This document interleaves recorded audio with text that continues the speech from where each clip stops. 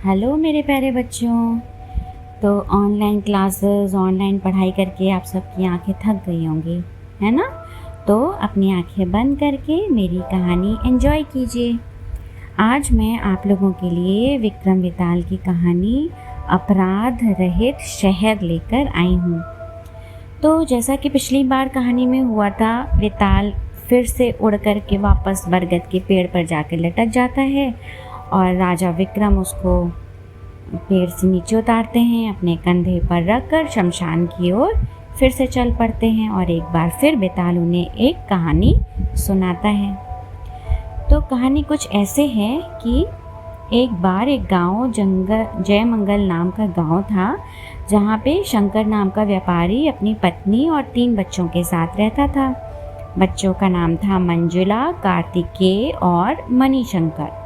उसका भरा पूरा परिवार सुख शांति से रह रहा था। मणिनगर का एक सूबेदार था सोमशेखर, जो कि शंकर का रिश्तेदार था। उसकी कोई संतान नहीं थी, तो वह चाहता था कि शंकर का एक बच्चा गोद ले ले।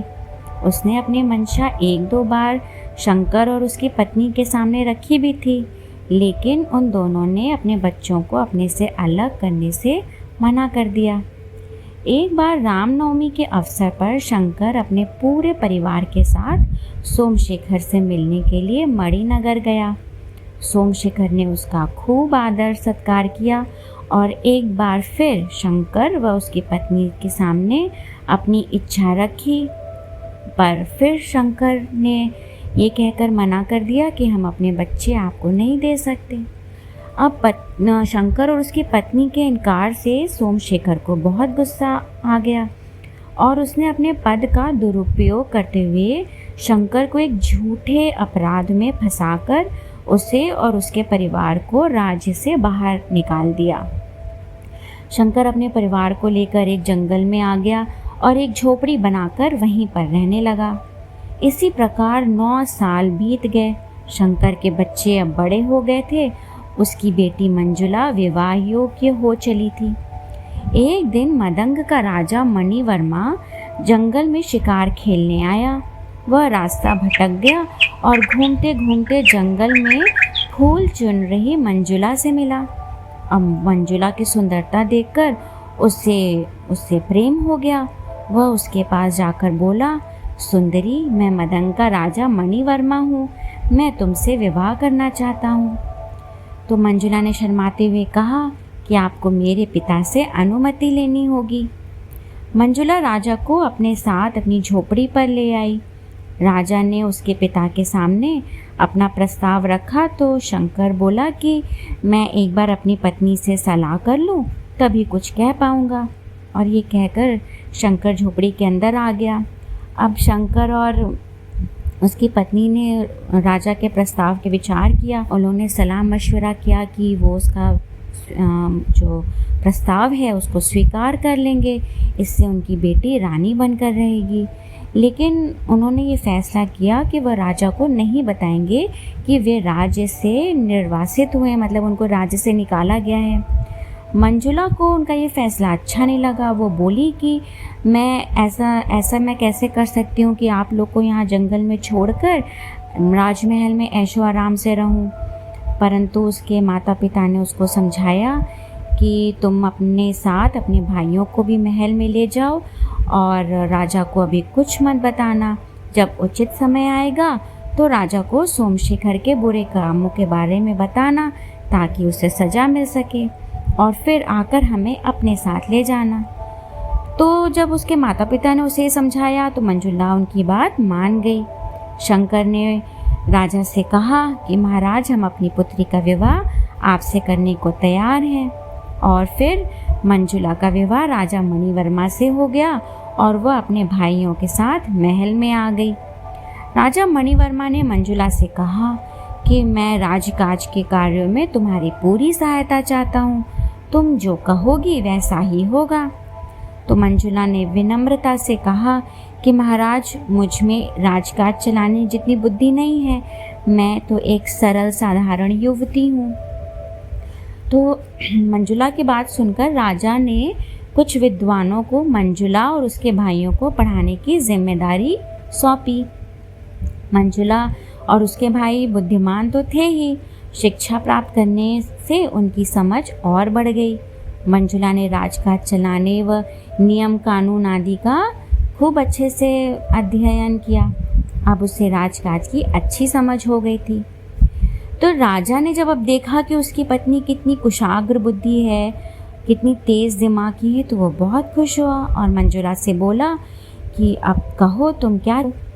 तो मंजुला ने कहा कि महाराज, मैं चाहती हूँ कि मेरे भाई आपके राज में सूबेदार बने, लेकिन इससे पहले वे अपना काम शुरू करें, मुझे लगता है उन्हें एक कुशल सूबेदार के संरक्षण में प्रशिक्षण लेना चाहिए।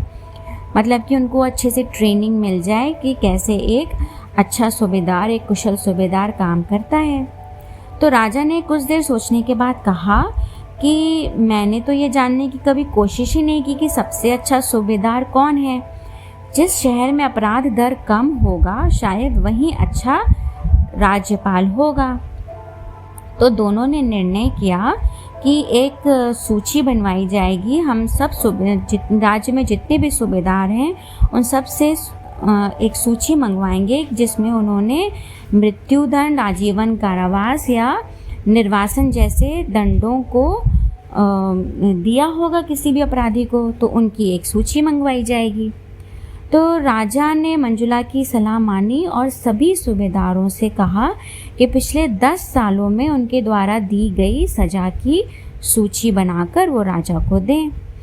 अब राजा के इस हुक्म पर ज़्यादातर सूबेदार जो हैं अपनी जो भी सूची जो बना रहे थे वो संशोधित बना रहे थे। मतलब कि एक्चुअल जो भी जितने भी उन्होंने दंड दिए उससे कम दंडों को उन्होंने सूची में दर्शाया और इस सूची में से कठोर दंड वाले जो भी मामले थे उन सबको कम कर दिया। सूबेदार सोमशेखर ने भी अपनी सूची में संशोधन किया। उसने अपनी सूची में एक भी कठोर दंड वाले मामले को शामिल नहीं किया। सभी सूचियां राजा मणिवर्मा के पास आ चुकी थी। राजा और मंजुला ने सभी सूचियों की तुलना करने के बाद पाया कि कबलपुरन के राज्यपाल नरेंद्र ने सबसे अधिक कठोर दंड दिए हैं और सोमशेखर ने कभी भी कोई कठोर दंड दिया ही नहीं है। तो राजा ने मंजुला से कहा कि मंजुला, तुम्हारे भाई सोमशेखर के साथ जाएंगे क्योंकि उसने कभी भी किसी को कोई कठोर दंड नहीं दिया है। उसके राज्य में अपराध कम होंगे। नहीं महाराज, मेरी राय है कि मेरे भाई सोमशेखर के साथ नहीं बल्कि नरेंद्र के साथ जाएंगे। आप कृपा करके उन्हें प्रशिक्षण के लिए नरेंद्र के पास भेज दीजिए। आप सोमशेखर से जंगल में रह रहे मेरे माता पिता को पूरे सम्मान के साथ महल लाने को कहिए, मंजुला ने कहा। राजा ने मंजुला की इच्छा का सम्मान करते हुए ऐसा ही किया। वेताल ने यहीं पर कहानी खत्म कर दी। वह बोला, विक्रम, अब तुम बताओ कि मंजुला ने अपने भाइयों को नरेंद्र के पास भेजने को क्यों कहा?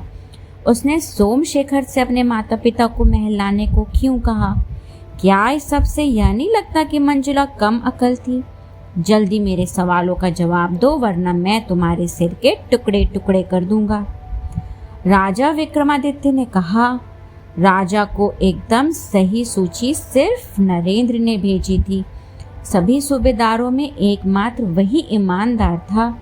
मंजुला सभी सूबेदारों द्वारा भेजी गई सूची पढ़कर यह बात समझ गई थी, इसलिए उसने अपने भाइयों को उसके पास भेजा।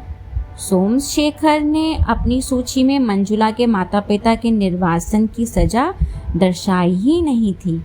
मंजुला को उसकी सूची पढ़कर आभास हुआ कि सोमशेखर को अपने गलत काम याद नहीं हैं, इसलिए उसने उससे अपने माता पिता को वापस लाने को कहा।